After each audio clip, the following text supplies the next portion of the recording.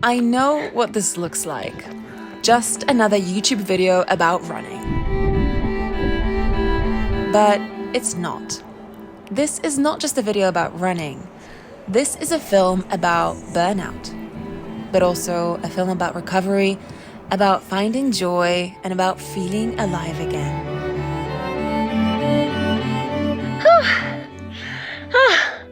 I just finished climbing a very steep mountain. Okay, it's also a little bit about running, because in this video, I attempt to run 60 miles across a Mexican mountain range alone over the course of 3 days.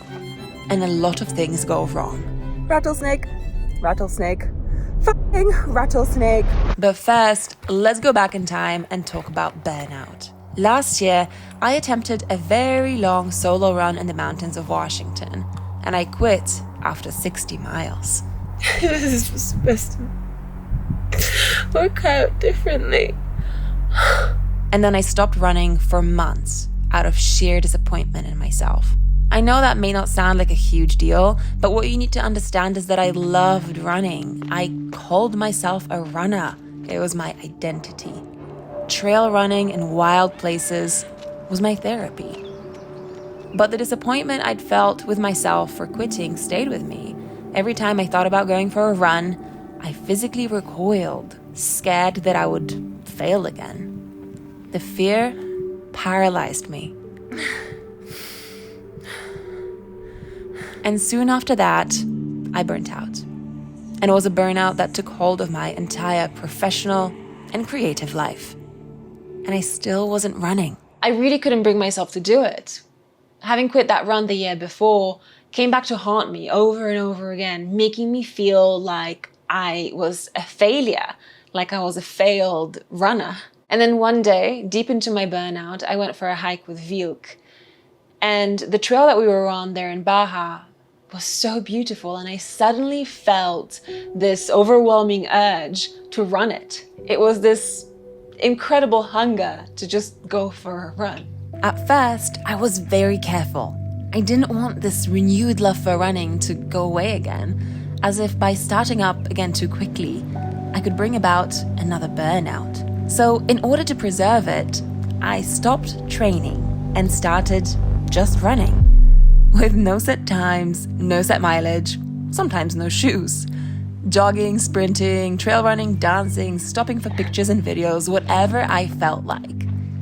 It felt good to just be so playful with it. And then one day, this idea crept into my mind and wouldn't leave me alone for weeks. What if I could run across the Baja Peninsula? 100 kilometers and 4,500 meters of elevation gain. Alone.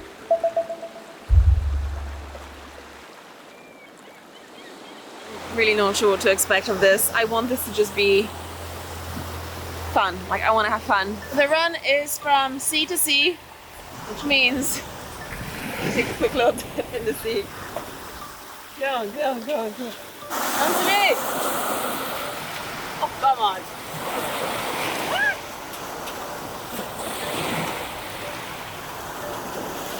Right, so...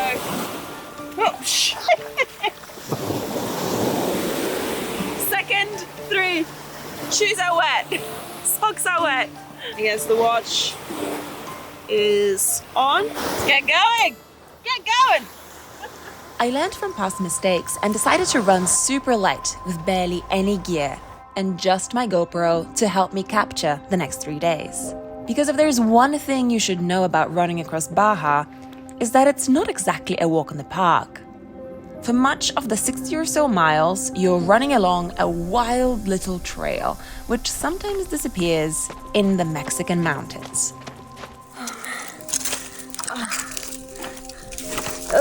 Not many people hike this route, but an ultramarathon a bit like mine takes place here every winter. I somehow managed to get their GPX tracks onto my phone and decided to follow them with some personal adjustments. Yeah, a little bit cheeky, I know. Turns out, the ultramarathoners even left some pink ribbons behind to mark parts of the route, making my life a little bit easier. Still, it's rough. There's barely any water out here. Please let there be water.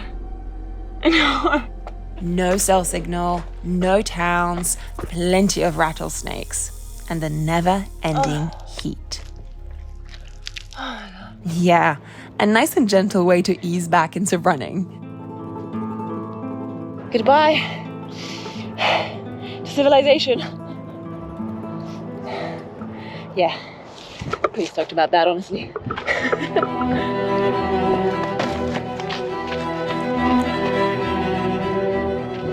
I love it. I love it. I love it. Running felt good again. I wanted to be out there on this adventure. I just wasn't sure if I could trust myself to just have fun, without slipping back into the same old habits that spiraled me into burnout. Like, treating running as a competition with a rigid training system and rules to follow and specific distances to run at specific times. I didn't want a system. I just wanted to wander, even if it meant getting a little lost. I'm a little bit lost. I'm trying to find my track again. Yikes. So I got lost after about 10 miles. I just wasn't paying enough attention to my GPX tracks because, I was kind of focused on not face planting into a rattlesnake or a cactus. So yeah. Shit. Lost. Great. Now I need to find a way to get off this steep and really sandy slope. Find my trail again. Whew. Finally, found it! Oh, yes. Being lost feels scary. But I believe in some ways it can be more scary to be lost in your own mind than to be lost out there in the wild. Out here, you have to do something about it. You have to act, and you do it, immediately searching for a way out with your compass or your phone or your GPS device. But when it's all in your own head, there's no GPS device or compass. And of course, you can ignore it. Pretend like it's not really there. Run away from it and distract yourself. If you're lucky, though, things change and something jerks you back into the present moment. Rattlesnake. Fucking rattlesnake. So I was just walking down here and I stopped right there and saw it like a meter away from me. Oh, it's moving away all by itself. Hell, it's so long. I'm just gonna have to go for it.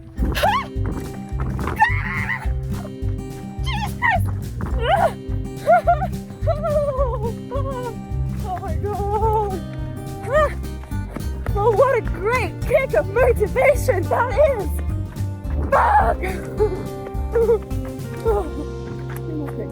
I was running really light with only the absolute basics in my backpack. So, before my run, I called up this campsite I knew and told them about my project. They were generous enough to provide me with the tent and a sleeping bag for the night. 1.5 miles left. And since I wasn't carrying any gear, I really did have to reach a specific place tonight. My mind lapsed into competition mode again. Why are you taking so long? Why are you so slow? Ugh, stop. Just stop with the competitive stuff. I'm here running to be present, to have fun with it. Not to get caught up in hours and minutes and miles. I'll get there eventually.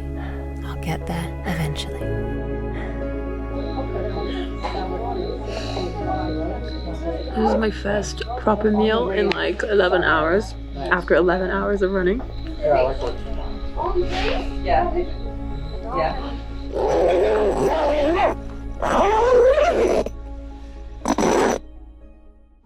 Good morning. Feeling surprisingly good today. Legs are feeling great.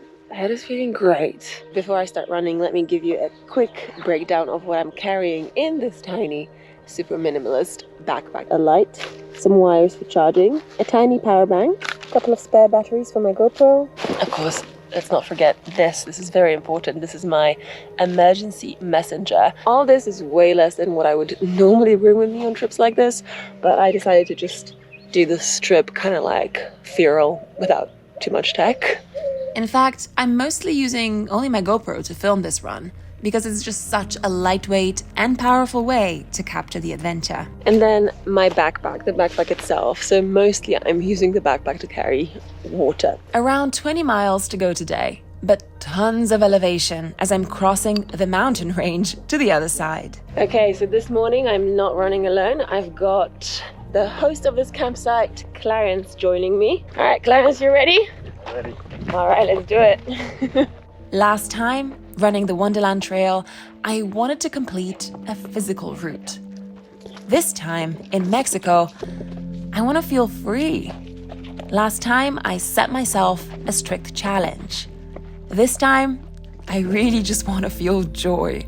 Good Bye. luck. Bye, Clarence. Last time, I was pushing myself. This time, I'm letting myself do what feels good. This section right here is super steep. Oh, and my legs are like, no thank you, we're done. Babies, you are not done. There's so much more that you can do. But my legs were not listening, and together with my head, they led me into a mental space known as the wall. The wall is a very real and pretty dangerous place. It's a scientifically proven phenomenon, and it happens when your body runs out of fuel. When you hit the wall, it feels like your legs are about to give out, and you start wondering why the hell you even attempted this stupid run in the first place. The wall is often the first step on the way to the quit. I tried to slow down, tried to listen to music. It's not really helping. I guess I just have to remember that being this exhausted and hitting the wall is a sign that you're really alive and that you're living to the max, you know? Because there's basically no other context where you would hit the wall. That mental and physical wall. So, yes, this is good. This is good, I'm alive! Oh.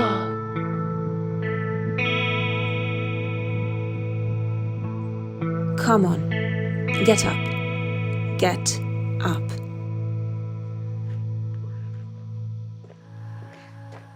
Going through burnout was hard. There were days when the only reason I got out of bed was my dog. I wasn't very nice to myself during those days. A lot of guilt for feeling this way while having an undeniably amazing life. A lot of questioning. What's the point of all of this? But sometimes my mind wandered to some of my past adventures.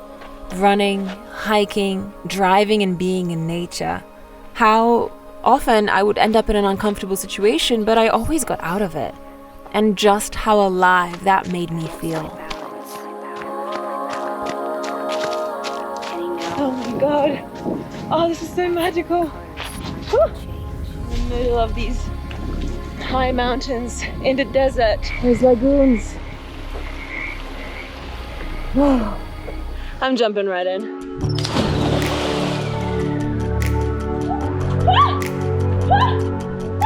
Cold!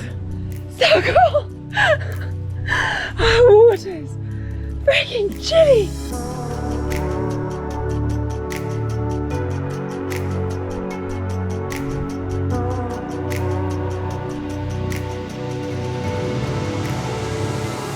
So I'm using this downtime that I have here to do a bit of a body check as well, and I just want to show you something quite spectacular. Check this out. Can you see all these scratches? All of this. Oh my god. I mean, it's nothing serious, but it just goes to show how many trees I've ran into. Second jump. 3, 2, no. 3, 2, and hop. 3, 2, 1.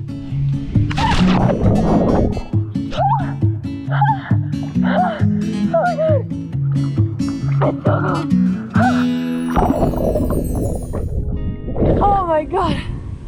Oh my god, I can't believe I'm here.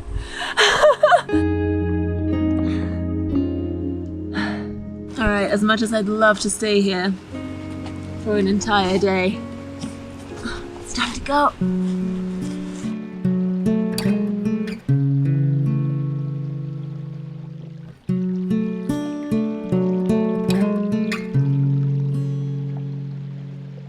You know, in our society, we often see sport as doing one of two things. Either a competitive game to join in and watch, or a way to lose unwanted weight. Personally, I never related to either of those things, and possibly that's why I burnt out. The more I run now, the more I realize that for me, sport is about adventure. Strength and endurance are meaningless to me unless I can put them to a good use. A practical use, not just good looks. A practical use like going on grand adventures, getting out of my comfort zone, and feeling like a powerful being. Another one. Another freaking rattlesnake! Go, go, go! Come on! Get a move on! I'm just gonna walk and run! I was really tired. But not tired like before in burnout, you know? That kind of tired that makes you feel indifferent, pointless, numb. Made it. Oh, I made it. This was a different kind of tired. My body was pulsating with spent energy. My mind finally lulled into a state of meditative calm by the sheer physical effort of today.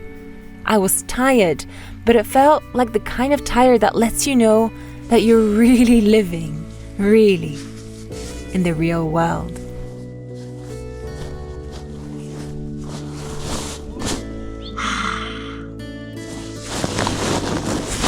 Oh my god, so comfy.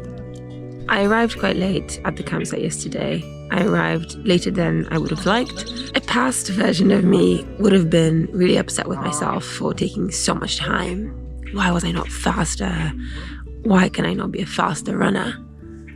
But yesterday, I got to spend 2 hours at this beautiful lagoon just chilling and swimming and sunbathing. And I know that that is what I remember from this run. Not how many hours it took me on day 2 to get to my campsite.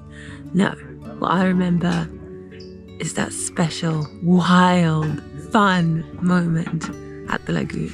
You know, we can be so hard on ourselves with these things, but at the end of the day, the thing that matters the most is that we're having a good time, that we're just enjoying it. It's so easy to say, if you fall, just get back up and try again. Or, what doesn't kill you makes you stronger. Ladies and gents, I present you the crustiest socks you have ever seen in your entire life. Just a few more hours. Our language is full of simplified cliches, but real life is not so straightforward. Bye! See you! It took me a few months to get back out there and do what I love once again. But I had to change the rules of the game. No more rushing around trying to meet random goals. No more competing. Hi! Oh, hi! Hi, my little boy! Last half a mile. Hey, Mama, you wanna come with me? You wanna run together? Yeah? Okay, let's do it. Come on, come on. No more unnecessary pressure and overthinking pacing and speed and distance. If I wanted to do this running thing long term, if I wanted to do this life thing long term, and with true love and joy, I needed to make my running and my living about love and joy. I needed to just allow myself to have fun. Whew. Come on, let's go! By now, I can tell my general quality of life by my desire to go running.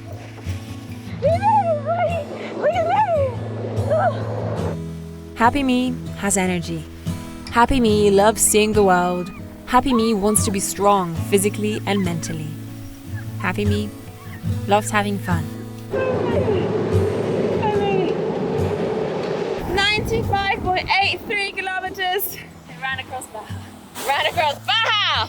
Woo! What about you? What makes you a happy you? Let me know in the comments.